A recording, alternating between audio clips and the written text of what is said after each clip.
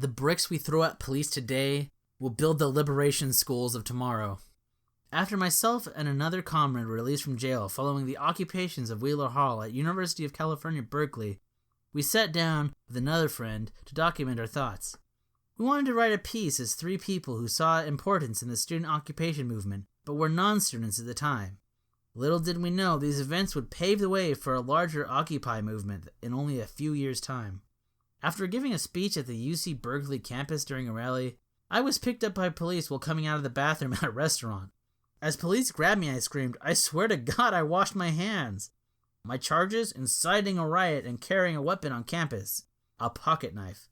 The charges were later dropped, but this text captures the excitement and feeling of possibilities that existed during the early days of the student occupation movement. For more text and analysis, check out afterthefallcommuniques.info. Quote, "We must show that in this school we aren't slaves. We have to do it, so we can do what they're doing in all other schools, to show that we're the ones to decide, because the school is ours." The Unseen, Nanni Balestrini.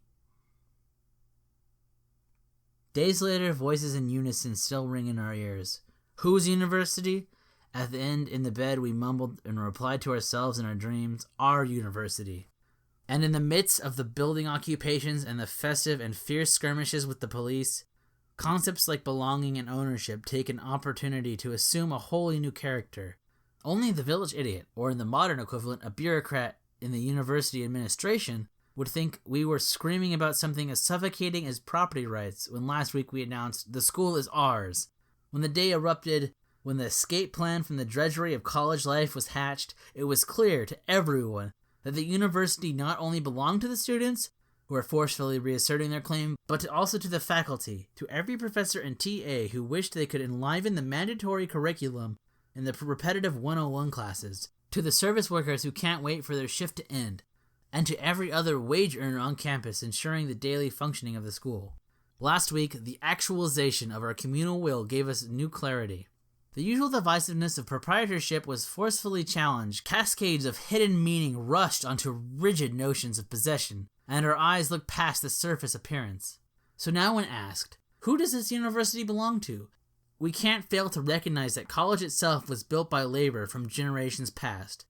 The notebook paper was produced by workers in South America, the campus computers are the output of work in Chinese factories, the food in the student cafe is touched by innumerable hands before it reaches the plates, and all the furniture at UC Berkeley is produced by the incarcerated at San Quentin. Thus, the university, its normal operations, and its existence ought to be attributed to far more than it regularly is. To claim the school as ours requires our definition of ownership, to not only shatter the repressive myth that the college belongs to the state of California and the regions, but also to extend belonging past national and state borders and throughout time. It's clear the entire university, for that matter, every university, belongs to everyone, employed, unemployed, all students, and all workers, everyone of the global class that produces and reproduces the world as we know it. The school is ours because it's everyone's. The destruction of property relations with all its damaging and limiting consequences is implicit in the affirmation of this truth. It's our university. But, as of now, in its present configuration, who would want something so disgusting as a school? The poverty of student life is the poverty of capitalist society. It's no larger than any conspiratorial plot by Thomas Huxley. In fact, he could have never envisioned the extent to which contemporary class society would transform education into another separated activity, detached from the totality of life and devoid of any practical worth or good, while simultaneously being in perfect accord with the needs of capitalist production. Learning is now sapped of all contact. Education is but another part of the assembly line in the social factory. The university itself serves an important function within the reproduction of disjointed life in this divided society. While the collegiate apparatus infests countless minds with logic and technical knowledge of capital, there is an illusion that some academic labor is divorced from the world of work. Apologies, but a term paper is not the production of autonomous and creative knowledge. It is work and therefore exploitation. It is human activity animated for the sake of capital, not for humanity itself. The conditioning and preparation of student life for a crushed and regimented value creation is the essential purpose of college. To teach the young how to give and take orders, Nothing about the university is neutral. Its role in society is clear. The lines are being drawn. The representation of the student body has become the enemy of the student body. Quote, "You will always be offered dialogue as if it were its own ends. It will die in bureaucracy's stale air, as if trapped in a soulless room. In insurrectionary times, action is the speech that can be heard." Slogan written on a digital wall. Far beyond last week's events, we've located them in the enemy's camp. Student activist leaders shamed, begged, pleaded, and finally began to shriek and scream at us when we ignored their megaphone-amplified orders. In their last-ditch effort to see their commands followed, they physically assisted the police in blocking us from buildings and protected the outnumbered cops from our punches and shoves. It's obvious they have chosen their side. These are the idiots who were telling people who tried to break down the door of California Hall on November 18th that they should not do so because there was no consensus. These are the same fools who sabotaged the attempted storming of the Regents meeting at the UCLA and the occupation of Cobo Hill, ruining months of self-directed planning after declaring the crowd had become too agitated. They are the Cynthias who later that day went on to disrupt the occasion in Carter Higgins Hall. These are the same politicians who grabbed the megaphone as students marched into the President's Hall in downtown Oakland, prepared to raise utter hell, and instead directed them into a dialogue with the middle-level administrators, later issuing an order that the crowd must leave peacefully. Disgusting yet typical. The only consensus they want is rallied around the social peace and the preservation of existing institutions. The only alteration they want of the power structure is their ascent to the top of it. By actively collaborating with administration and police, by orchestrating arrests, by filtering away the momentum of the angry, they validate the insults we flung upon them, and they reveal themselves for the student cops and class traitors and snitches they are. For them, it's a knee-jerk reaction. Challenge their power and they fall back on identity politics. If they don't get their way, they cry privilege. When the actions escalate, when people begin to feel our power, the self-appointed are waiting to remind us that there may be people present who are undocumented. Activist superego. Somehow in their teeny paternalistic brains, they believe they know what's best for immigrants, implying that the undocumented are too stupid to understand the consequences of their actions, and that God granted the wisdom to the student leaders to guide these lost souls. In their foolish heads, immigrants remain passive sheep. Black people never confront the police, and just put up with the beatings they get. And the working class always takes orders from the boss. In pseudo-progressive tongue, they speak in state-like discourse of diversity. The groans of student activist zombies are grammar of the dead revolutionaries of the past. Their version of race politics ignores the triumphs and wallows in the failures of the 1960s movements. They are stagnant ghosts of yesterday's deadlocked struggles. They are the hated consequences of the civil rights era that produced a rainbow of tyranny with a black president mutilating Afghanis, Asian cops brutalizing students on campus, and Latino prison guards chaining prisoners. In the same way, the opportunists act out our own complicity with the structures of order. When students defy preset racial categories and unify in order to take action on their own behalf, the student cops attempt to reinforce the present day's violent separations and reestablish governance. They fail to recognize that divisions among proletarians can only be approximately questioned within the struggle itself, and the festering scissions between the exploited can only be sutured with hands steadied by combat with the exploiter. Like a scalpel used to reopen stitch wounds, the student activist brand of multiculturalism is undoubtedly a tool of state repression. During the scuffles with police in front of California Hall on the inaugural day of the strike, one of the student cops asked, "What is going to happen when we get into the building?" For us, given the social context of the strike, the answer is obvious. For them, even the question is problematic because of the risks it poses to their position of dominance. In the moment of rupture, their role as managers becomes void. Self-directed action crowds out the programmatic. They forever need to stand on the edge of the reality that something could pop off, because it is in that possibility that they can control the situation and ensure that things do in fact move the way they want to towards nowhere. When things get hot, the self-elected student movement are waiting with their trusty fire extinguishers ready in hand, because they know that when people act on their own and valorize their own self-interest, their authority crumbles, and everyone can see how bankrupt their strategy of social containment actually is. The student activist stutter steps on the path of nothingness, but we hope to turn the mob against them. to seize their megaphones and declare death to bureaucracy. Some may say, why have these hooligans come to our campus? The student leaders will say they've come to ruin everything. And for once, we agree. We are not students. We are dynamite. Quote, a movement results from combinations that even its own participants cannot control, and that its enemies cannot calculate. It evolves in a way that cannot be predicted, and even those who foresee it are taken by surprise. Paco Ignacio Taibo. Many will ask then, why have we thrown ourselves into this student movement? We are not students, at least not now, and never have in the UC system. It was not feasible for us to attend UC in the first place, either because of the cost or our resistance to living in the rest of our lives ridden with overwhelming debt. We have not come to the university to make demands of the Board of Regents or the university administration, nor do we wish to participate in some form of democracy where the student movement decides, or are directed by the student leaders, on how to negotiate with power structures. For us, Sacramento and its budget referendums are as useless as the empty words spewing from the mouths of the union leaders and activists on campus. Nothing about the democratizing of the school system or forcing it to become better managed or more transparent even mildly entices us. No, we didn't join the student movement to obtain any of these paltry demands.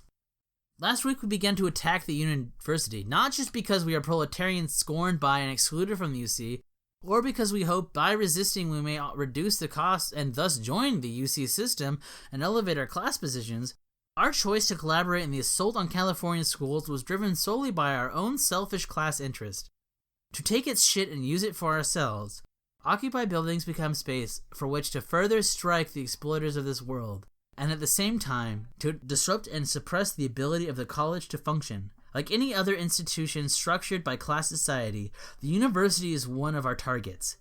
We made our presence known in the student movement to break down the false divisions between students angry over fee hikes, workers striking against layoffs, and faculty at odds with the administration over cuts and furloughs. These are not separate struggles over different issues, but sections of a class that have a clear and unified enemy.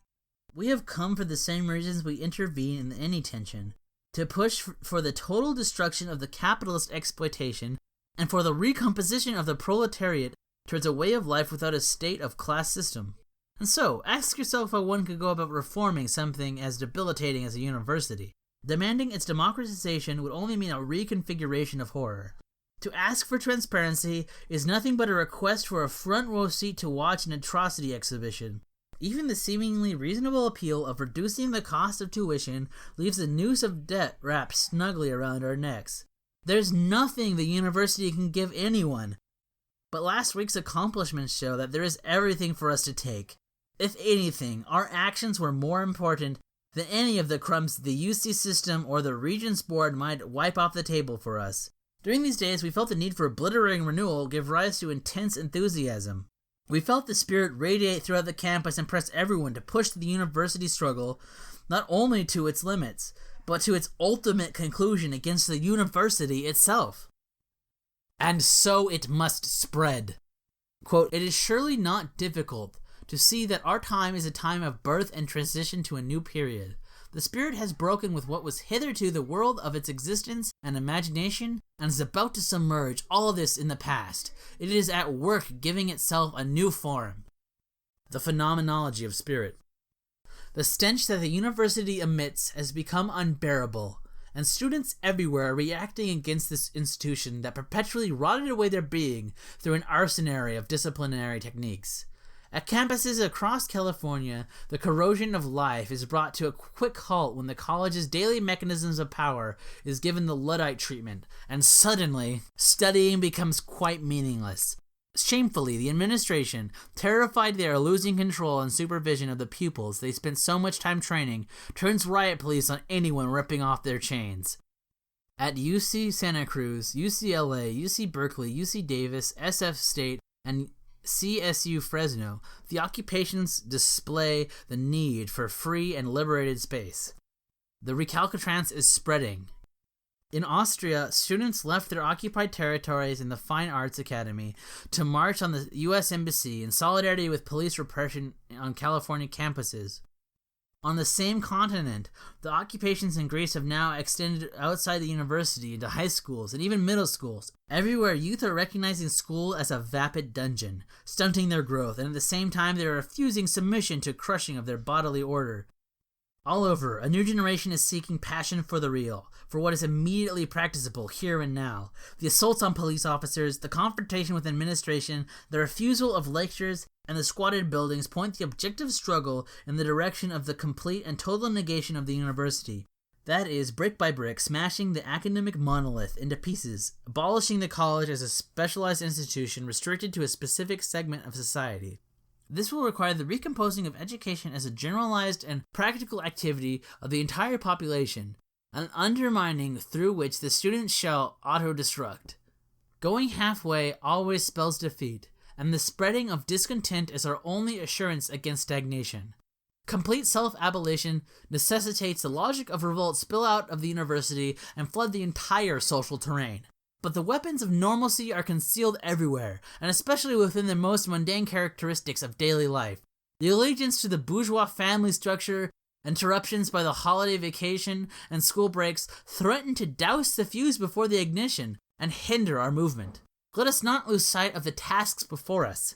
We must forcefully eject the police from the campus, find their holes and burn them out, block their movements near occupied spaces, build barricades, protect that which has been retaken, blockade the interests and gates of the campus as students have already begun to experiment within UC Santa Cruz. We need only look to Chile or Greece to see the immense advantages movements possess once they seize territory and declare it free of police. We must also denounce and destroy the student left, the recuperative, the parasitic, the representative, that seeks to de-escalate the movement and integrate it back into politics. Our venom is not only directed at those who assisted the police in blocking angry students from entering California Hall at UC Berkeley or obstructed the crowds during the Regents meeting in UCLA, but also at those who sought to negotiate with police on behalf of the occupiers of Wheeler Hall. It is telling that the police will negotiate with them. To the cops, they are reasonable. We, however, are not so reasonable. We seek nothing short of immediate annihilation of both pigs and activists. Renew the strike and extend their reach. Occupy the student stores and loot them. Sell off the computers in the lab to raise funds. Set up social spaces for students and non-students alike to come and use freely. Appropriate the copy machines to make news of revolt. Take over cafeterias and bars and begin preparing communal feasts. Burn the debt records and the construction plans. Chisel away the statues and vandalize pictures of the old order. In short, create not an alternative that can be easily fit within the existent, but rather a commune in which power is built to destroy capitalist society. When faced with the university building, the choices are limited. Either convert it to ashes or begin the immediate materialization of the International Soviet. To all waged and unwaged workers, students or not, unemployed or precarious or criminal, we call on you to join this struggle. The universities can become not only our playgrounds, but the foundations from which we can build a partisan war machine fit for the battle to retrieve our stolen lives. And to the majority of students, for those paying it away, to those swimming in debt, who are all used as collateral by the regents, who bravely occupied buildings across California and fought the police against the barricades, we say this clearly: we are with you. We stood by you as you faced down the police in the storming rain and defended the occupiers. Your actions are an inspiration to us all, and we hope to meet you again in the front lines. In you, we see the spirit of the insurgent student everywhere. As our Austrian friends recently told us, take out your hairspray and your lighter. Tear down the education factory. Attack the left and everything it represents. Attack the new bosses before they become the old ones. Life serves the risk-taker, and we are rolling the fucking dice. The definition of a politician. I ain't gonna vote for you and I ain't signing no petition. You give us debt and you call it a college tuition.